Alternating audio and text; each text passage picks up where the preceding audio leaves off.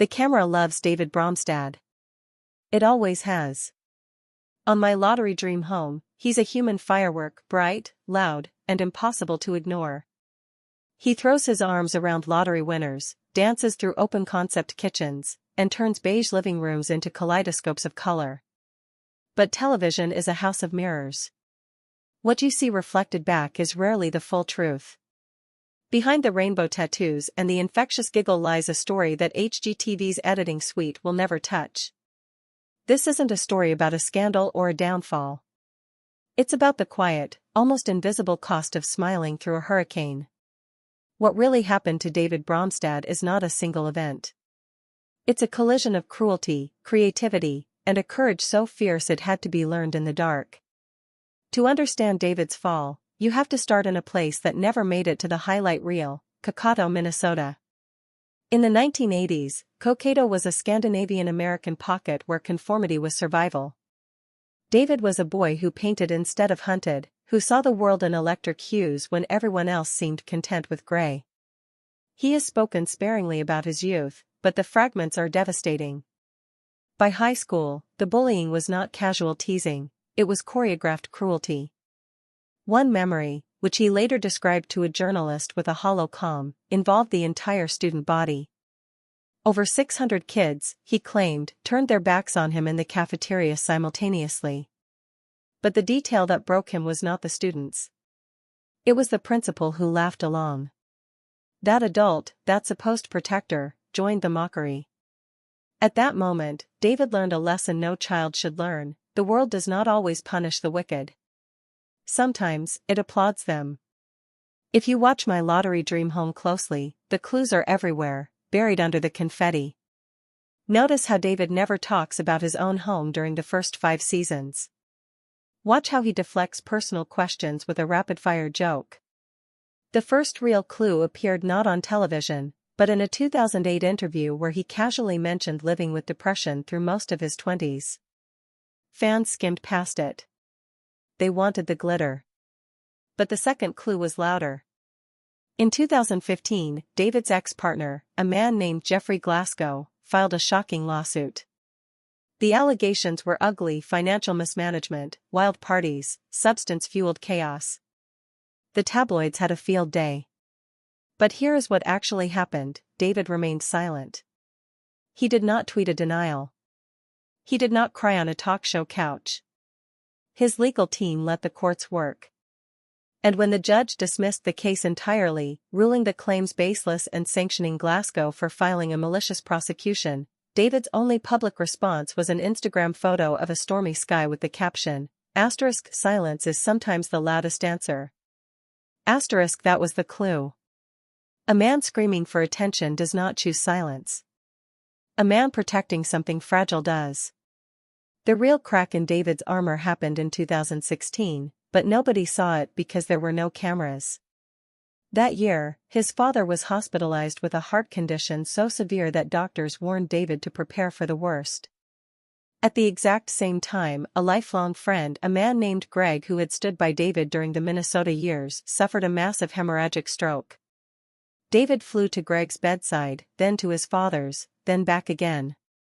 He started a fundraising campaign for Greg's medical bills, posting updates with forced optimism. But privately, something shifted. A person can only hold so much weight before the bones begin to ache. The emotional break did not come as a scream or a scandal. It came as an absence. David vanished from social media for months. My Lottery Dream Home continued airing reruns, but new episodes slowed. Rumors swirled that he had been fired or that he had relapsed into old habits. None of it was true. The truth was quieter and sadder: he had simply run out of performative joy. He later admitted in a rare reflective post that he would sit in his car in the driveway, unable to open the front door, because the silence inside the house felt too loud. That is the moment most people never saw. The lottery dream host who could not dream for himself. Here is the truth that the gossip blogs missed. David Bromstad was never broken by the lawsuit or the bullying or the year his father almost died. He was broken by the lie that survival requires perfection.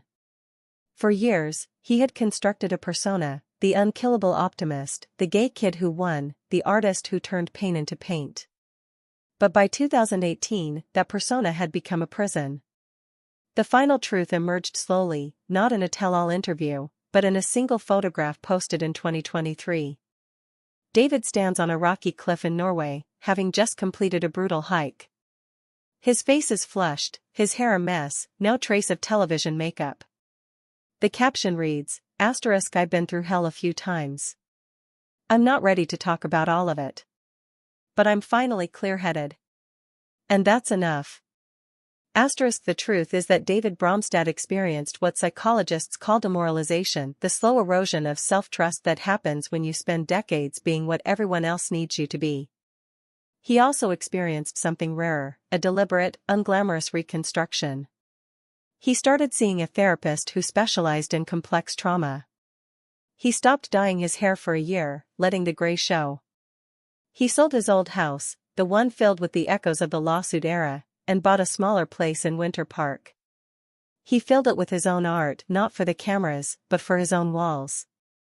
The final truth is that there was no single incident that took him down. It was death by 1,000 tiny cuts. And his recovery was not a triumphant roar. It was a whisper that said, "I am allowed to be tired." So what really happened to David Bromstad? He survived. But more than that, he stopped performing survival. Today, My Lottery Dream Home is still on the air, but David has renegotiated his contract to allow for longer breaks between seasons. He uses those breaks to hike, to paint, and to sit in silence without guilt. He is in a steady, unshowy relationship with a man named Nicholas, but he does not post relationship content for validation. His Instagram feed is now a mix of design projects, mental health affirmations, and the occasional photo of a perfectly made bed, a small victory in a life that once had no order. The impact of his story is not that he became a martyr or a monster. It is that he became a mirror. Fans who once saw him as a cartoonish burst of joy now see something more valuable, a human being who learned that happiness is not a constant state. It is a practice. David Bromstad does not need your pity. He does not need your applause. He only needs you to know that the brightest colors are often mixed from the darkest ashes. And if you look closely at his new work, the furniture line, the art prints, the way he holds himself on camera, you will see a man who has finally stopped asking for permission to be real. That is the real lottery win. Not the house. Not the fame. The quiet, radical freedom of dropping the act.